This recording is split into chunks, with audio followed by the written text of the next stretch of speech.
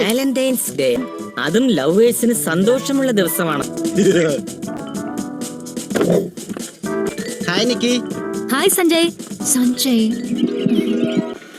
നോക്കൂ റോഷ്നി, സാധാരണ എല്ലാവരും വാലന്റൈൻസ് ഡേക്ക് കാർഡാ കൊടുക്കാറുള്ളത്. അതും മറ്റുള്ളവരാരും അറിയാതെയാ കൊടുക്കാറ്.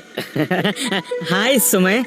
ആർക്കെങ്കിലും വാലന്റൈൻസ് ഡേക്ക് കാർഡ് കൊടുക്കാനുള്ള പരിപാടിയാണോ റോഷ്നി? ചേച്ചി, ഞാൻ അത്തരക്കാരനല്ല. ഓ, എങ്കി നടക്കട്ടെ. ഓ റോഷ്നി, നീയാണ് എന്റെ മനസ്സിനിണങ്ങിയ വാലന്റൈൻ. ഓ നിക്കി, മൈ ഡാർലിംഗ്.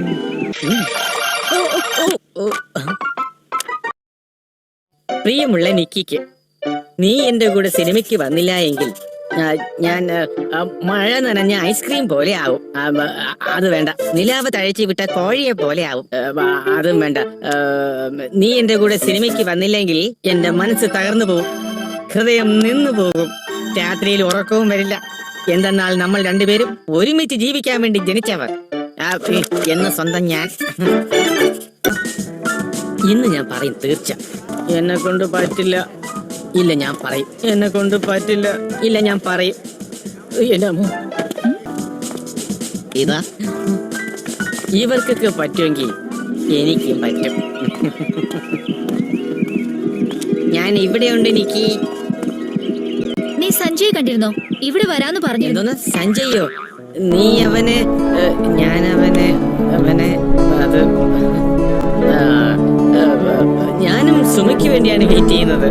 അവൾ ഇനിയും എത്തിയിട്ടില്ല. ഓ,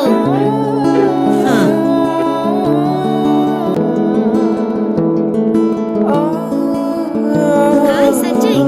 ഹായ്.